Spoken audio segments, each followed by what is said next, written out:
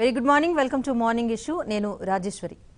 దేశంలో కరోనా విజృంభణ ఆగటం లేదు. సరిగ్గా వారం క్రితం రోజుకు 3,000కు పైగా కేసులు నమోదయ్యేవి. తర్వాత రోజుకు 4,000, 5,000 చొప్పున పెరుగుతూ వచ్చాయి. నిన్న శుక్రవారం పరిస్థితి చూసుకుంటే గనక 6,088 కేసులు రాగా, నిన్నటి పరిస్థితి శనివారం అత్యధిక స్థాయిలో 6,654 కేసులు నమోదయ్యాయి. ఇదే రికార్డ్. సో మొత్తంగా కేసులు 1,25,101కి చేరుకున్నాయి. ఈ సమయంలో దేశంలో కోవిడ్ నుంచి కోలుకున్న వారి శాతం 41.39కి పెరిగింది. సోమవారం నుంచి శనివారం వరకు దేశంలో 30,000 కేసులు రికార్డయ్యాయి. మొత్తం కేసుల్లో 80% 5 రాష్ట్రాల్లో, అలాగే 60% ముంబై, ఢిల్లీ, చెన్నై, అహ్మదాబాద్, థానే నగరాల్లో నమోదయ్యాయి. కరోనా కేసుల తీవ్రత పెరుగుతోంది. లాక్డౌన్ సడలింపులు ఇచ్చారు. దేశంలో అన్ని చోట్ల కార్యకలాపాలైతే కొనసాగుతున్నాయి. జాగ్రత్తలు తీసుకుంటున్నాం, పర్యవేక్షణ కొనసాగుతుందని ప్రభుత్వాలు చెబుతున్నాయి. కానీ పెరుగుతున్న కరోనా కేసెస్ మాత్రం కొంత ఆందోళన కలిగిస్తున్నాయి. ఇదే అంశంపై చర్చించేందుకు ఈనాటి మార్నింగ్ ఇష్యూలో అనలిస్ట్ నర్రా శ్రీధర్ గారు పార్టిసిపేట్ చేస్తున్నారు. నమస్తే నర్రా శ్రీధర్ గారు. ఇక Warangal MGM nodal officer professor doctor Chandrasekhar కూడా పార్టిసిపేట్ చేస్తున్నారు. నమస్తే అండి. ఇక పల్మనాలజిస్ట్ డాక్టర్ సూర్యప్రకాష్ గారు తిరుపతి నుంచి లైవ్ లో అందుబాటులో ఉంటారు. మాట్లాడదాం. నర్రా శ్రీధర్ గారు, ముందుగా మీరు చెప్పండి. సో లాక్డౌన్ సడలింపులు ఇచ్చారు. ఆర్థిక వ్యవస్థ అతలాకుతలం కాకుండా దేశాన్ని కాపాడుకోవాల్సిన పరిస్థితుల్లో లాక్డౌన్ అయితే సడలింపునివ్వక తప్పలేదు. సో సడలింపు ఇచ్చిన తర్వాత కేసుల తీవ్రత పెరుగుతోంది. సో పర్యవేక్షణ కొనసాగిస్తున్నామని ప్రభుత్వాలు చెప్తున్నప్పటికీ కూడా క్షేత్రస్థాయిలో అయితే అటువంటి పరిస్థితి లేదేమో అనే ఒక భావన కలుగుతోంది. మీరేమంటారు?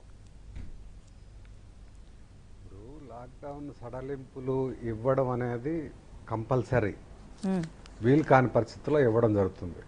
బేసిక్గా మీరు ఒక విషయం అబ్జర్వ్ చేస్తే, రష్యాలో 1,00,000 కేసులు రావడానికి దాదాపు 90 రోజులు పట్టింది. మన దేశంలో 1,00,000 కేసులు క్రాస్ కావడానికి దాదాపు 110 రోజులు పట్టింది. సో ఎప్పుడైతే మనం లాక్డౌన్కి వెళ్ళాల్సిన టైంలో వెళ్ళినా, మొదటి లాక్డౌన్ ఏదైతే 21 రోజుల లాక్డౌన్ పెట్టారో, ఆ 21 రోజుల లాక్డౌన్లో ఆ లాక్డౌన్ని నిబంధనలను ఉల్లంఘన అనేది యథేచ్ఛగా జరిగింది. ఎప్పుడైతే లాక్డౌన్ పెట్టారో, లాక్డౌన్ అనేది పెట్టడం 21 రోజులు పెట్టినా, రెండో లాక్డౌన్లో కావచ్చు, మూడో లాక్డౌన్లో కావచ్చు, నాలుగో లాక్డౌన్లో కావచ్చు, తీసుకోవాల్సిన చర్యలు వాస్తవంగా రెండో లాక్డౌనే అవసరం లేదండి. ఏదైతే మొదటి లాక్డౌన్లో 21 రోజులు పెట్టారో, ఆ 21 రోజుల్లో ఎక్కడైతే కేసులు ఐడెంటిఫై అయినాయో, ఐడెంటిఫై అయినటువంటి ప్రాంతంలో ఆ కంటైన్మెంట్ జోన్ కావచ్చు, బఫర్ జోన్ కావచ్చు, కంటైన్మెంట్ జోన్ నుంచి బఫర్ జోన్ నుంచి ఆ కేసు ఐడెంటిఫై చేసినటువంటి ప్రాంతంలో రెండవ లాక్డౌన్ అనేది పెట్టకుండా దాన్ని పూర్తిగా 100% లాక్డౌన్ చేసి ఉంటే, ప్రతి కేసు చుట్టుపక్కల ఉన్నటువంటి కంటైన్మెంట్ జోన్ పరిధి ఏదైతే నిర్ణయించుకున్నారో, మీ గైడ్లైన్స్ ప్రకారంగా ప్రభుత్వం ఏమైతే ఇచ్చిందో, కంటైన్మెంట్ జోన్ ఇనీషియల్గా 1 కిలోమీటర్ అన్నారు, బఫర్ జోన్ 3 కిలోమీటర్స్ అన్నారు. అది 1 కిలోమీటర్ కావచ్చు, 500 మీటర్స్ కావచ్చు, 200, what ever it is, according to the convenience of the local administration levels ప్రకారంగా ఎక్కడైతే దేశంలో మొదటి లాక్డౌన్లో కేసులు నమోదయ్యాయో, నమోదైనటువంటి ప్రాంతాన్ని 100% లాక్డౌన్ చేసి అక్కడికే నిత్యావసర సరుకులు కావచ్చు, కూరగాయలు కావచ్చు, పండ్లు కావచ్చు, ఏదైనా సరే ఆ లాక్డౌన్ కంటైన్మెంట్ జోన్లో నుంచి ఏ ఒక్క వ్యక్తి కూడా బయటికి రాకుండా ఉండుంటే ఇన్ని కేసులు ఉండుండే కాదు. నెంబర్ 1. నెంబర్ 2, రెండో లాక్డౌన్లోనూ, మూడో లాక్డౌన్లోనూ, నాలుగో లాక్డౌన్లో కూడా ఏం జరుగుతుంది, ఈ రిలాక్సేషన్స్ అనేవి ఉదయం 6 నుంచి 9 గంటల దాకా అందరూ రావచ్చు, తర్వాత కర్ఫ్యూ. ఈ ఉదయం 6 నుంచి 9 గంటల అనడంతో అందరూ కూడా నిత్యావసర సరుకుల దగ్గర కావచ్చు, కూరగాయల దగ్గర కావచ్చు, పండ్ల దగ్గర క్యూలు కట్టడం, ట్రాఫిక్ జామ్లు అవ్వడం కూడా జరిగింది.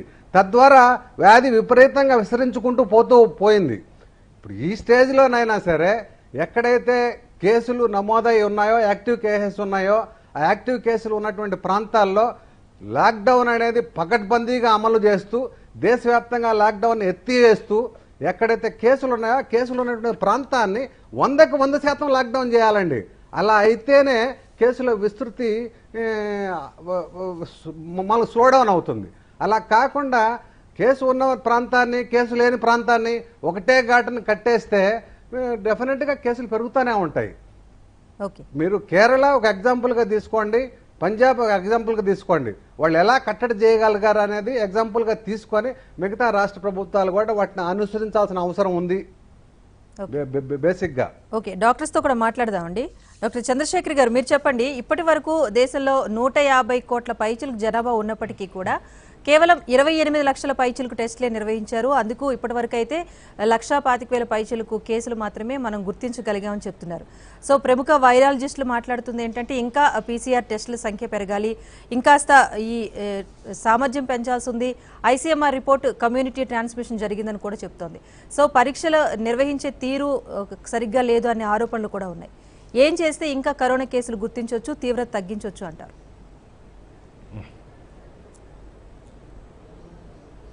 చంద్రశేఖర్ గారు, ఇది కరెక్ట్ ప్రశ్నేనండి. అయితే కొన్ని ఇప్పుడు మేము ప్రభుత్వ ఆసుపత్రిలో పనిచేస్తున్నప్పుడు మాకు కొన్ని పరిమితులు ఉంటాయండి. ఆ పరిమితులు దాటి మేము ముందుకెళ్లే పరిస్థితి ఉండదు. అయితే ఒకటేంటంటే, ఇప్పుడు మనము కరోనాను ఎదుర్కొన్న క్రమంలో మొదటి దశ పోరాటం ఏంటంటే లాక్డౌన్ లో జరిగిందండి. తర్వాత ఇప్పుడు దాదాపు 3-4 దశలైనా కూడా ఒక విధంగా చెప్పాలంటే ఇప్పుడు లాక్డౌన్ తీసేసినట్టు మామూలు సాధారణ పరిస్థితికి వచ్చేసినారు ప్రజలంతా. అయితే ఇప్పుడు తీసుకోవాల్సిన చర్యల గురించి మనం లాక్డౌన్ లో ఉండగానే మనం ఒక బ్లూ ప్రింట్ ఏర్పాటు చేసుకుంటే బాగుండేది అనేది నా ఉద్దేశము. తర్వాత ఏంటంటే, ఈ లాక్డౌన్ కూడా ఒక్క ప్రభుత్వం విధించేదే అయి ఉండక్కర్లేదండి. ఇది ప్రభుత్వము ప్రజల భాగస్వామ్యంతో జరగాల్సిన పరిస్థితి. లాక్డౌన్ ఇప్పుడు మనం 100 రోజులు గడిచాక కూడా మనం ఈ కరోనా మనకు ఎలాంటి ఇబ్బందులు కలగజేస్తుంది, మనం దాని నుంచి ప్రొటెక్ట్ కావాలనేది నేర్చుకోకపోతే ఇక ఎన్ని రోజులని ప్రభుత్వం లాక్డౌన్ కంటిన్యూ చేస్తా పోతుంది అనేది ఒక విషయము. అందుకనే ఇప్పటికీ మనం ప్రాముఖ్యత, సోషల్ డిస్టెన్స్ యొక్క ప్రాముఖ్యత, తర్వాత మనము ఎలా పరిశుభ్రంగా ఉంచాలి, మనల్ని మనము ఎలా ప్రొటెక్ట్ చేసుకోవాలనే విషయాలలో ప్రతి ఒక్కరికి అవగాహన వచ్చిందని నేను అనుకుంటున్నాను. అవగాహన వచ్చినా పాటించకపోతే అదొక పెద్ద తప్పు. తర్వాత రెండోది ఏంటంటే, మీరు పరీక్షల సంఖ్య తక్కువ ఉంది అని అన్నారు. యాక్చువల్లీ మనము లాక్డౌన్ అనేది కరోనాకి పరిష్కారమే కాదండి. ఇప్పుడు లాక్డౌన్ విధించడం వల్ల వైరస్ చచ్చిపోదు. ఏంటంటే, మనకు విపరీతంగా ఒక కాలంలో పెరగాల్సిన సంఖ్యను తగ్గిస్తూ మన పరిమితులకు లోబడి అది అందుబాటులో ఉంటే మనం దాని మీద యుద్ధం చేయడానికి మనకు సరి అయిన అవకాశం కలుగుతుంది. అయితే ఈ లాక్డౌన్ పీరియడ్ లో మనము 40 రోజుల పైన, క్వారంటైన్ అంటేనే 40 రోజులు, ఇప్పుడు దాదాపు 60 రోజులుగా మనము ఎక్కడెక్కడైతే ఈ వైరస్ గూడు కట్టుకొని ఉందో దాన్ని వెలికి తీసి దాన్ని మనము చంపేస్తున్నామా లేదా, ఎక్కడ బతికుండకుండా చేస్తున్నామా లేదా అనే విషయంలో కొంత మనము అవగాహన రాహిత్యంతోనే పోయినట్టు నాకు అనిపిస్తుంది. ఏంటంటే, ఫస్ట్ సమస్య ఏంటి, కరోనా వైరస్ వచ్చింది. అది బయట వాతావరణంలో బ్రతికి బట్టగట్టదు, ఒక మనిషిలోనే జీవిస్తూ ఉంటుంది. మనకు 130 కోట్ల జనాభా ఉంది, అందులో ఎవరి దగ్గర ఉందో ఎట్లా తెలియడం? అందుకని ఫస్ట్ స్టెప్ ఏంటంటే, ఎనీ ఎపిడమిక్ లో కూడా దాన్ని ఎర్లీగా గుర్తించడానికి మనకున్న ఆస్కారాలు ఏంటి, టెస్టులు చేయడమే. టెస్ట్ వేస్ట్ అయినా కూడా మనం విపరీతంగా టెస్టులు చేస్తూ ఉండాలి. ఇప్పుడు మనకు ఏ దేశం ఆదర్శం కాదు. లాక్డౌన్ విషయంలో మన భారతదేశమే మిగిలిన అన్ని దేశాలకు ఆదర్శంగా నిలిచింది. కానీ మనం టెస్టులు చేసే దానిలో మాత్రము వెనుకబడినమనే చెప్పాలి. ఎందుకనంటే, ఇప్పుడు ఫర్ ఎగ్జాంపుల్ చైనాలోనే తీసుకోండి. వుహాన్లో మళ్ళీ ఒక్క కేసు వచ్చిందని తెలిస్తే వుహాన్ ప్రజలు అంటే 11 లక్షల మందికి 3 రోజులలో టెస్టులు నిర్వహించేసి మళ్ళీ ఎక్కడ కూడా ఏ వ్యక్తిలో అందరికీ సిమ్టమ్స్ ఉన్నాయా లేదా, అతను ఏ దేశం నుంచి వచ్చాడు, లేకుంటే ఏమైనా కాంటాక్ట్ ఉందా, ఇలాంటి నియమాలు ఏం లేవు. వుహాన్లో ఉన్నావా నీకు పరీక్ష చేయాల్సిందే అలా చెప్పేసి మొత్తం వుహాన్ ప్రజలందరినీ 3 రోజులుగా పరీక్ష చేసేసి ఇంకా ఎవరిలో లేదు వైరస్ అని చెప్పేసి లాక్డౌన్ తీసేశారు. సో అలాంటి పరిస్థితి మనకు 100 రోజులలో మనం ప్రజలమైతే ఎలా ఉండాలో ప్రభుత్వాలు కూడా మన పరీక్షా సామర్థ్యాన్ని పెంచుకున్నాం. ఇప్పటికీ మనకు ఒక్క రోజులో 1,00,000 నుంచి 1,50,000 కేసు చేసే పరిస్థితి ఉంది. సో మనం ఒక నగరాన్ని బంధించాలని అంటే మనకున్న సామర్థ్యం ప్రకారము 3 రోజులలో, ఇప్పుడు వరంగల్నే తీసుకుంటే 3 రోజులలో వరంగల్ ప్రజలందరికీ కూడా పరీక్షలు చేసే సామర్థ్యం మనకు వచ్చింది. ఈ 100 రోజులలో ఆ సామర్థ్యాన్ని పెంచుకున్నాం మనం. సో అలా చేయగలిగి ఎక్కడ వైరస్ లేదు అని చెప్పేసి లాక్డౌన్ తీసేస్తే ప్రభుత్వాలు కూడా నిశ్చింతగా ఉండొచ్చు. సో పరీక్షల సంఖ్య పెరుగుతుందనే ఉద్దేశంతో కొంచెం మనం అలసత్వ ప్రదర్శిస్తే అది ఏ వ్యక్తిలో ఉందో ఎలా చెప్పడము. ఇంకొకటి ఏంటంటే అది ఎలాంటి లక్షణాలు లేకుండా కూడా మనుగడ సాగిస్తుంది. సో ఇలాంటి పరిస్థితులలో మనం ఒక గైడ్ లైన్స్ పెట్టుకొని ఈ జ్వరం వస్తేనే చేయాలి, లేకుంటే తీవ్రమైన శ్వాసకోశ సంబంధులు వస్తేనే చేయాలి అనే నిబంధనలు పెట్టుకుంటే మనం ఏనాటికి సక్సెస్ కాలేము అనేది నా ఉద్దేశం. తర్వాత పరీక్షలలో 2 రకాల పరీక్షలు ఉన్నాయి. వైరస్ ఉందా లేదా అని నిర్ధారణ చేసే పరీక్షలు, అది ఆర్టీపీసీఆర్ పరీక్షలు. అది మొదట్లో డయాగ్నోసిస్ చేయడానికి, వైరస్ ఉందా లేదా అని చేయడానికి పనికొచ్చే పరీక్ష. సో వైరస్లు ఉన్నాయి, మనం ఎంతో కొంత పరీక్షలు చేసినాము, అందరినీ కంటైన్ చేస్తున్నాము, హాస్పిటళ్లలో పెడుతున్నాము. సో ఇప్పుడు వైరస్ ఎక్కడుంది? దేశం మొత్తంలో ఏవైతే కోవిడ్ హాస్పిటల్లో పాజిటివ్ వచ్చిన పేషెంట్ల మధ్యలో ఉంది. అంటే ఇప్పుడు హాస్పిటల్లో అది రిజర్వాయర్ గా మారింది. సో ఆ రిజర్వాయర్ నుంచి ఒకరొకరిని మనకి సిమ్టమ్స్ తగ్గినాయి అని మనం ట్రీట్మెంట్ ఇచ్చి డిశ్చార్జ్ చేస్తున్నాం. కోలుకుంటున్న వారి సంఖ్య అంటున్నాం. కోలుకుంటున్న వారి సంఖ్య నిజమే, వాళ్ళకి లక్షణాలు లేవు. వైరస్ టెస్ట్ నెగటివ్ వచ్చిందా అనేది కూడా చేయకుండా 10 రోజులు నార్మల్ ఉంటే పంపించవచ్చు అని ఐసీఎంఆర్ గైడ్ లైన్స్ ప్రకారం ఇప్పుడు కొత్తగా డిశ్చార్జ్ చేస్తున్నాం, టెస్ట్ నెగటివ్ రాకుండానే. అయితే ఇంకొకటి గమనించాల్సింది ఏంటంటే, ఏదన్నా వైరస్ ఒక వ్యక్తిలో ఉండి అతను మరణిస్తే ఇంకా ప్రాబ్లమే లేదు. ఎందుకనంటే ఇంకా అక్కడికి వైరస్ కూడా అంతమైపోయింది. బతికొచ్చిన వాళ్ళల్లో అతనికి ఇమ్యూనిటీ వచ్చిందా లేదా అనే యాంటీబాడీ టెస్ట్ చేయాల్సిన అవసరం చాలా ఉండింది. ఇప్పుడు మనము యాంటీజెన్ టెస్టులు చేయడానికే మనము మన సామర్థ్యాన్ని 150,000కు ఒక రోజులో చేయగలిగే పరిస్థితి పెంచుకున్నప్పుడు ఈ ఎందరిలో ఇమ్యూనిటీ పెరిగింది అనే సామర్థ్యాన్ని పెంచుకోలేకపోయామా అనేది ఒక డౌట్. ఇప్పటికీ కూడా మన గైడ్ లైన్స్ లో ఒక యాంటీబాడీ టెస్ట్ చేసే అవకాశం లేకుండా పోయింది. సో ఇప్పుడు మనం ఏంటంటే వైరస్ లేకపోయినా కూడా మన దేశ ప్రజలందరిలో ఇమ్యూనిటీ ఉంది, ఇగో ఈ పరీక్ష ఆధారంగా మేము చెప్పగలుగుతున్నామని ప్రభుత్వాలు చెప్పగలిగితే ప్రజలందరూ కూడా నిశ్చింతగా ఉంటారు. అంటే ఏ రకంగా చూసినా కూడా కరోనా మీద ఇప్పుడు కరోనాకి మందులు లేనప్పుడు, వ్యాక్సిన్ లేనప్పుడు ప్రభుత్వం దగ్గర 2 మార్గాలు ఉన్నాయి. అది వైరస్ ఉందా లేదా, ఒక్కరిలో ఉంటే 130 కోట్ల మందిలో ఒక్కరిలో వైరస్ ఉన్నా 130 కోట్ల మందికే ఉన్నట్టు, ఇది ఎపిడమిక్ సూత్రము. సో ఒకవేళ 130 కోట్ల వైరస్ లో ఉందా అనేది కనుక్కోవాలి, లేదా 130 కోట్ల మందిలో ఇమ్యూనిటీ వచ్చేసింది. 130 కోట్ల మందికి రానవసరం లేదండి, ఒక 1/3 వంతు అంటే ఒక 30 కోట్ల జనాభాకి ఇమ్యూనిటీ వస్తే ఆ 30 కోట్ల ఇంకో 30 కోట్లను రక్షిస్తూ హెర్డ్ ఇమ్యూనిటీ లాగా వచ్చేస్తుంది. అంటే డాక్టర్ గారు ఇక్కడ 1,25,000 కేసులు వెలుగులోకి వచ్చినప్పటికీ పద్ధతులలో అంటే మనమే తయారు చేసుకున్న కిట్లలో చైనా మీద ఆధారపడాల్సిన అవసరం ఏమాత్రం లేదు. ఇంత పెద్ద మేధో సంపత్తి ఉన్న మన దేశంలో మనము ఈ పాటికే లాక్డౌన్ తీసే నాటికే ప్రతి ఒక్కరి దగ్గర ఒకటి ర్యాపిడ్ యాంటీబాడీ టెస్టింగ్ అంటే ఇమ్యూనిటీ ఉందా లేదా అని తెలియజేసే పరీక్ష చేసుకొని ఉంటే ఇమ్యూనిటీ లేని వాళ్ళని ఒక కేటగిరీగా, ఇమ్యూనిటీ ఉన్న వాళ్ళని ఒక కేటగిరీగా చేసేసి ఇమ్యూనిటీ లేని వాళ్ళ మీద ఒక ఫోకస్ పెట్టుంటే కనుక మనం ఈ కరోనా మీద చేసే యుద్ధంలో మనం ఇంకా ముందంజలో ఉండేవాళ్ళం అనేది నా అభిప్రాయం. ఓకే డాక్టర్ సూర్యప్రకాష్ గారు మీరు చెప్పండి. ఇప్పుడు డాక్టర్ గారు అయితే చెప్తున్నారు ఒక్కరికున్నా కూడా దేశంలో మళ్ళీ కరోనా విజృంభించే అవకాశం ఉందని చెప్తున్నారు. సో ఇప్పటి వరకు 1,25,000 పైచిలకు కేసులు నమోదయ్యాయి, సగానికి సగం మంది కోలుకున్న పరిస్థితి కూడా ఉంది.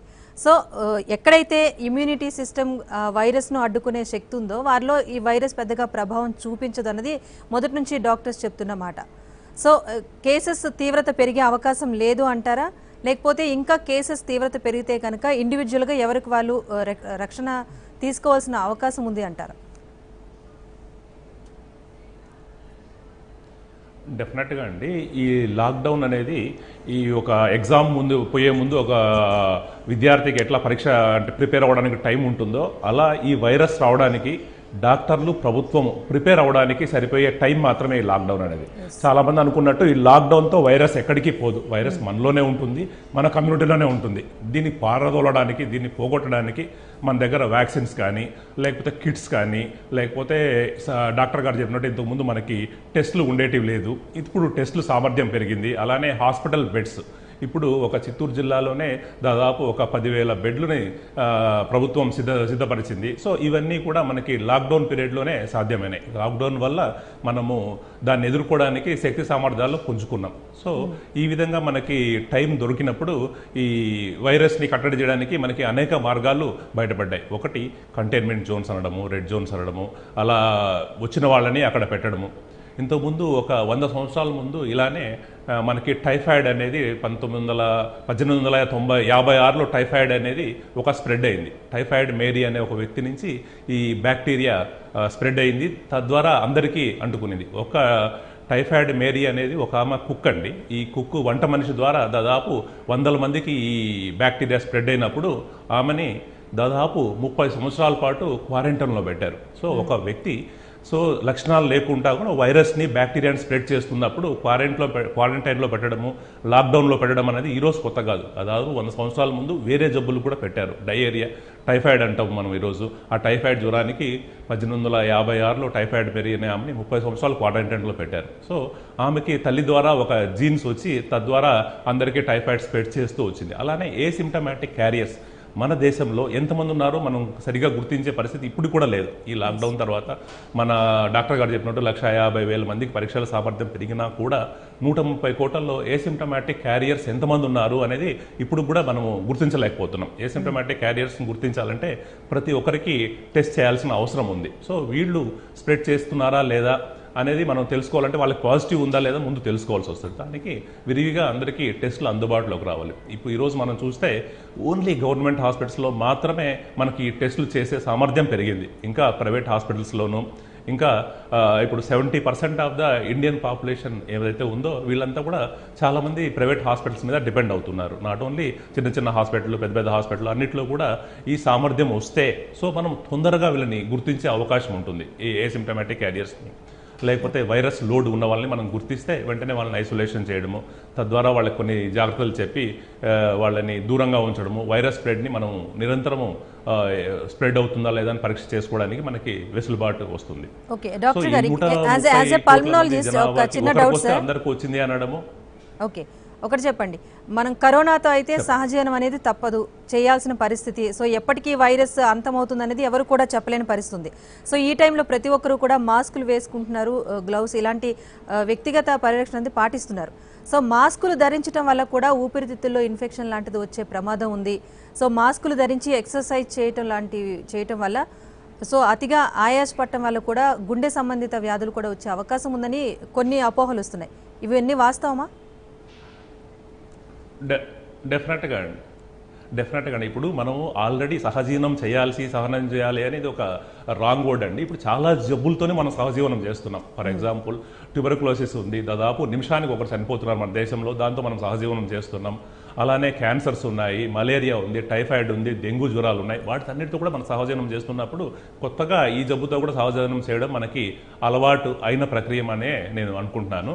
సో ఇలాంటి వాళ్ళు ఎలాంటి జాగ్రత్తలు తీసుకోవాలి అంటే, ఇప్పుడు నేను చాలా మందిని చూస్తుంటే మాస్కులు ఇంట్లో కూడా ధరిస్తున్నారండి. మాస్కులు ఇంట్లో కూడా ధరించడం వల్ల అది ఒకరి నుంచి ఒకరికి స్ప్రెడ్ ఆపగలదేమో కానీ, బట్ వాళ్ళకి ఆక్సిజన్ లెవెల్స్ అంటే బార్డర్ లైన్ పేషెంట్స్ ఆక్సిజన్ ఎవరైతే తక్కువ ఉంటుందో, లంగ్స్ ఎవరికైతే వీక్గా ఉంటాయి అంటే for example COPD, asthma, lung cancers, అలానే ఎవరికైతే కిడ్నీ ప్రాబ్లమ్స్ ఉన్నాయో, హార్ట్ ప్రాబ్లమ్స్ ఉన్నాయో, వీళ్ళందరికీ కూడా మనకి మాస్కులు వేసుకోవడం ద్వారా ఆక్సిజన్ కంటెంట్ తగ్గుతుందండి. తద్వారా మనకి తొందరగా అలసిపోవడము, నీరసం రావడము.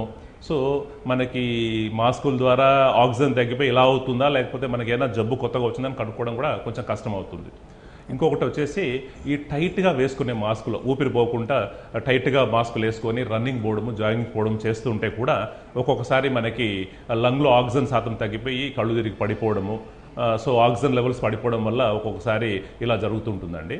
ఇంకొకటి, ఒక్కొక్క మాస్క్ N95 మాస్క్ కావచ్చు, 3 లేయర్డ్ మాస్క్ కావచ్చు, లేకపోతే ఏదైనా క్లాత్తో చేసిన మాస్క్ కావచ్చు, ఎక్కువ రోజులు వాడడం వల్ల కూడా రిపీటెడ్ ఇన్ఫెక్షన్స్ మనకి ఇన్హేల్ చేస్తున్నాం. అంటే బ్యాక్టీరియా ఇంతకుముందు మనం గాలి పీల్చి వదిలినప్పుడు మనము గాలిలోకి వదిలేసేవాళ్ళం. ఇప్పుడు అలా కాదు, మాస్క్లోకి ఎగ్జైల్ బ్యాక్టీరియా వెళ్తుంది, మళ్ళీ దాన్నే ఇన్హేల్ చేస్తున్నాం. సో సో కార్బన్ డైఆక్సైడ్ అధికంగా ఇన్హేల్ చేయడము ప్లస్ బ్యాక్టీరియాను కూడా అధికంగా ఇన్హేల్ చేయడం అనేది మనము 24 అవర్స్ మాస్క్ వేసే ఉండే వాళ్ళలో లేకపోతే ఇంట్లో కూడా మాస్క్ వేసుకునే వాళ్ళు అవసరం. ఎవరైతే దగ్గు తుమ్ములు ఉన్నాయో వాళ్ళు మాత్రమే ఇంట్లో మాస్కులు వేసుకోవాలి, లేకపోతే మిగతా వాళ్ళు ఇంట్లో మాస్కులు తీసేయచ్చు. సో బయట పోయినప్పుడు కంపల్సరీ గ్రూప్లో పోయినప్పుడు, సో ఒక ఫంక్షన్ కావచ్చు, ఒక కమ్యూనిటీ సినిమా కావచ్చు, లేకపోతే ఇంకో చోటికి పోయినప్పుడు 10 మంది ఉన్నారు అంటే డెఫినెట్గా మాస్కులు వేసుకోవడం ముఖ్యమే.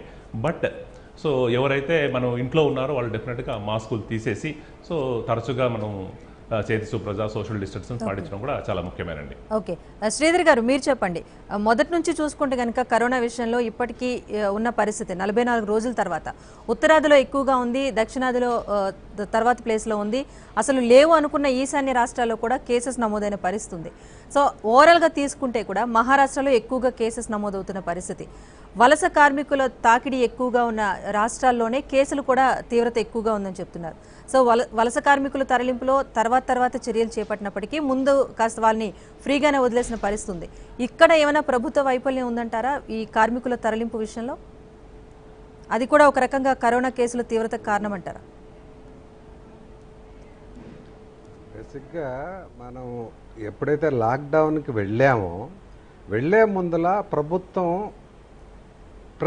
ప్రిపరేషన్ చేసుకోకుండా 4 గంటల ముందుగా లాక్డౌన్ నిర్ణయం అనేది బేసిక్ ఒక్కరోజు ఆదివారం రోజు మార్చి 22వ తేదీన జనతా కర్ఫ్యూని ఒక్కరోజు పాటించడంలో అర్థం ఉంది. ఒక్కరోజు పాటించారు, ఓకే. ఆ తర్వాత అయినా ఒక 4 రోజులో 5 రోజులో 1 వీకో సమయం ఇచ్చి పలానా రోజు నుంచి లాక్డౌన్లోకి వెళ్ళబోతున్నాం మనము అని ఒక అనౌన్స్మెంట్ ఇచ్చుంటే ఎవరి ప్రాంతాల్లో వాళ్ళు వెళ్ళిపోయి ఉండేవాళ్ళు. ఆ కేసులు ఏమైనా ఉంటే కూడా అప్పుడే మొదటి లాక్డౌన్లోనే ఐడెంటిఫై అయిపోయి ఉండేయండి. బేసిక్గా ఈ స్టేజ్లో ఇప్పుడు మొదటి లాక్డౌన్ అయిన తర్వాత అయినా రిలాక్సేషన్ ఇచ్చుండాలి. 3వ లాక్డౌన్లో మీరు కార్మికుల్ని పోవడానికి పర్మిషన్స్ ఏర్పాట్లు చేయడం ద్వారా ఆయా ప్రాంతాల్లో ఉన్నటువంటి కార్మికులు ఎవరైతే ఉన్నారో వాళ్ళు క్యారియర్స్ అయిపోయినారండి బేసిక్గా.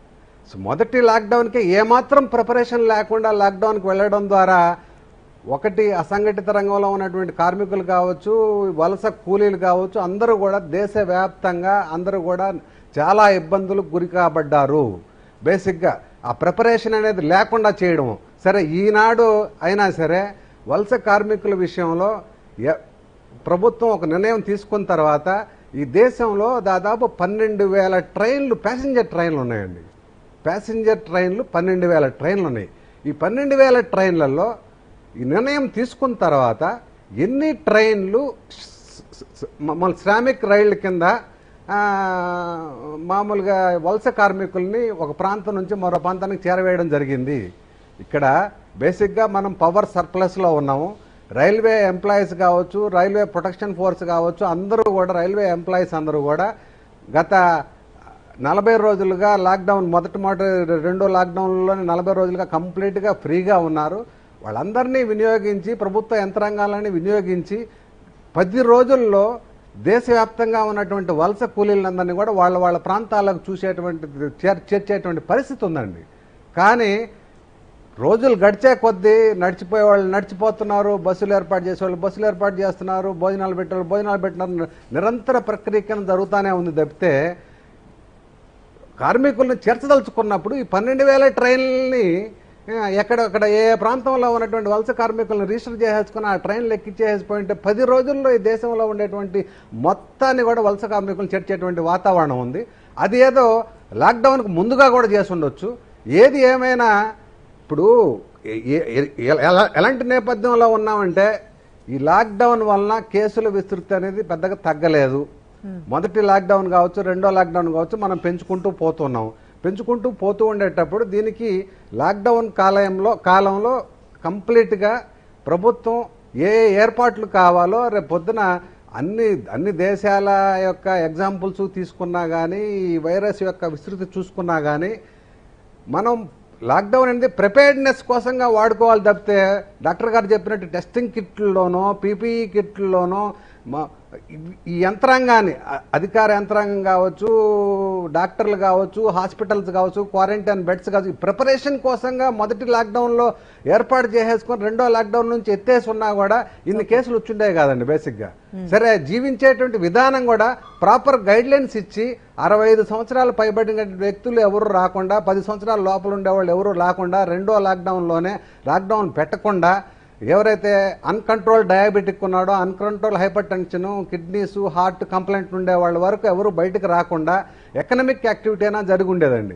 మొట్టమొదటి నుంచి జహాన్ బి అన్నాం, ఇక్కడ జాన్ లేకుండా పోయింది, జహాన్ లేకుండా పోయిందండి పరిస్థితి బేసిక్గా. ఈ నిమిషంలోనైనా సరే ప్రభుత్వం రేపొద్దున 4.0 లాక్డౌన్ వెళ్ళిపోయిన తర్వాత అయినా సరే పూర్తిగా సన్నద్ధమై